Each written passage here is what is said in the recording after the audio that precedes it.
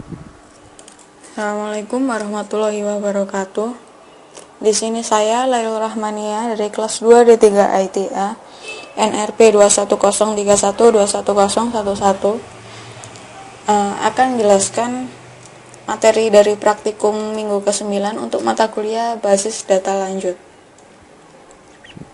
Di sini tujuan pembelajaran kita adalah yang pertama mendeskripsikan kegunaan function, membuat stored function, memanggil function, menghapus buah function, dan membedakan antara prosedur dan function.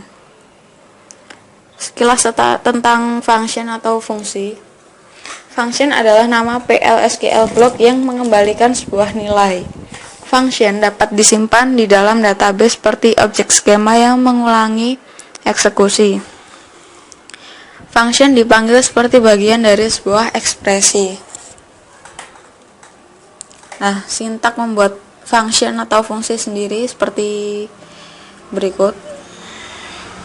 Nah, PL/SQL block harus mempunyai paling sedikit satu perintah return. Nah, ini ilustrasinya.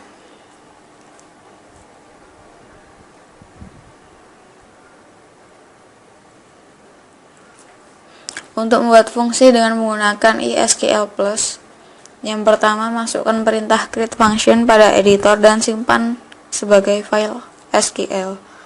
Kemudian jalankan file script dari source code dan compile fungsinya. Selanjutnya gunakan use errors untuk melihat kumpulan error. Dan yang keempat, ketika berhasil dikompil, panggil fungsinya. Nah, membuat fungsi dengan menggunakan ISQL+, contohnya seperti ini.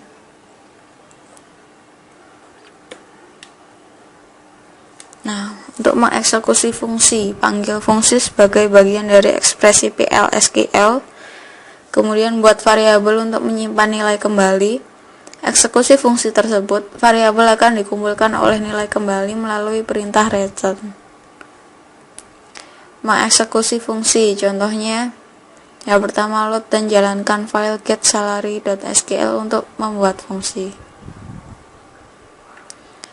Manfaat dari user defined function dalam ekspresi SQL. Yang pertama, memperpanjang SQL di mana aktivitas terlalu kompleks, terlalu aneh, atau tidak tersedia dengan SQL.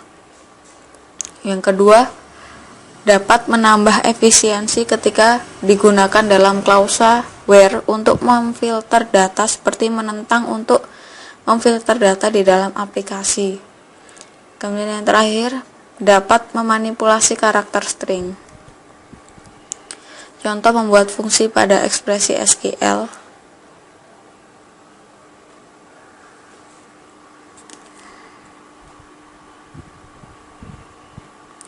Batasan pemanggilan fungsi dari ekspresi SQL.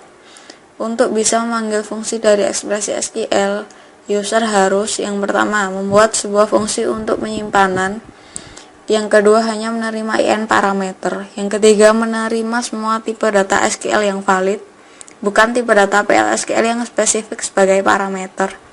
Kemudian yang terakhir adalah tipe data yang di-return merupakan sintak dari SQL yang valid, bukan merupakan tipe data PL/SQL yang spesifik. Fungsi dipanggil dari ekspresi SQL yang tidak mengandung DML statement. Fungsi dipanggil dari update atau delete statement pada sebuah tabel yang tidak mengandung statement DML pada tabel yang sama.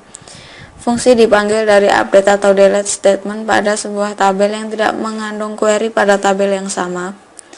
Pemanggilan subprogram yang sebelumnya sudah dibatasi tidak diizinkan dalam sebuah fungsi. Contoh batasan pemanggilan fungsi dari ekspresi SQL seperti berikut.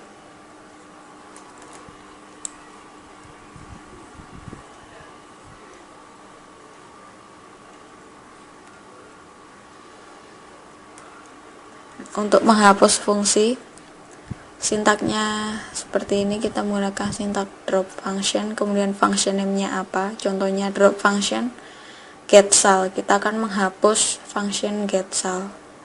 Semua pemberian hak pada fungsi dicabut kembali ketika fungsi dihapus.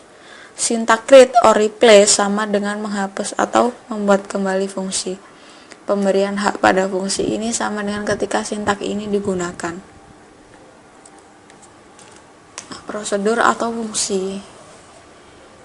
Di sini kita bisa melihat perbedaannya antara prosedur dengan fungsi. Sangat terlihat di sininya, di bagian ini.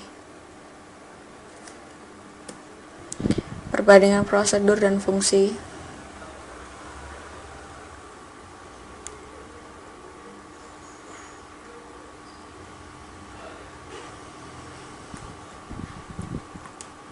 Keuntungan membuat penyimpanan prosedur dan fungsi. Yang pertama, meningkatkan kinerja, mudah dalam maintenance, meningkatkan keamanan dan integritas data, dan yang terakhir adalah meningkatkan kejelasan kode.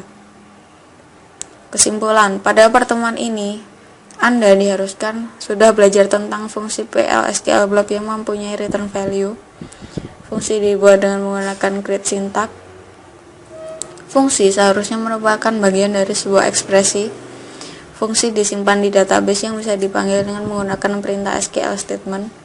Fungsi bisa dihapus dari database dengan menggunakan perintah drop syntax. Pada umumnya, Anda menggunakan prosedur untuk menampilkan sebuah aksi dan menunggu fungsi untuk menghitung sebuah value. Untuk latihan soalnya, yang pertama, buat fungsi fn_monthIre untuk mendapatkan informasi mengenai bulan mulai bekerja karyawan, dengan catatan bahwa hanya Januari saja yang ditampilkan. Selain itu, beri informasi bukan Januari, kemudian tampilkan dalam query select untuk menampilkan semua data kode karyawan, nama, hire date, dan month hire dari tabel employees. Berikut jawabannya. Di sini kita telah membuat sebuah sintak, kemudian di sini ada contoh tabel outputnya. Nah, untuk latihan soal nomor 2, yaitu buat fungsi fn_info yang menampilkan informasi presentasi kenaikan, gaji lama, dan gaji baru. Fungsi memiliki satu parameter untuk menampung kode karyawan. Syarat kenaikannya yang pertama, untuk kode departemen 10, 50, 110 diberikan kenaikan 5%, untuk kode departemen 60 diberikan kenaikan 10%, untuk kode departemen 20 dan 60 diberikan kenaikan 15%, untuk kode departemen lainnya tidak diberikan kenaikan. Kemudian ditampilkan dalam query select untuk menampilkan sebuah data kode karyawan, nama, dan info dari tabel employees.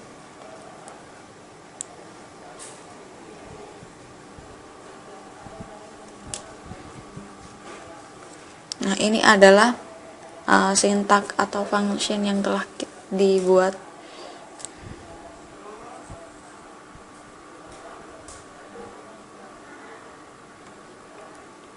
Nah, untuk menampilkan hasilnya kita buat query-nya select employee ID, last name, department ID, fn_info, dalam kurung parameternya employee ID, info from employees. Nanti akan keluar outputnya seperti berikut. Nah, terima kasih, kurang lebihnya mohon maaf. Wassalamualaikum warahmatullahi wabarakatuh.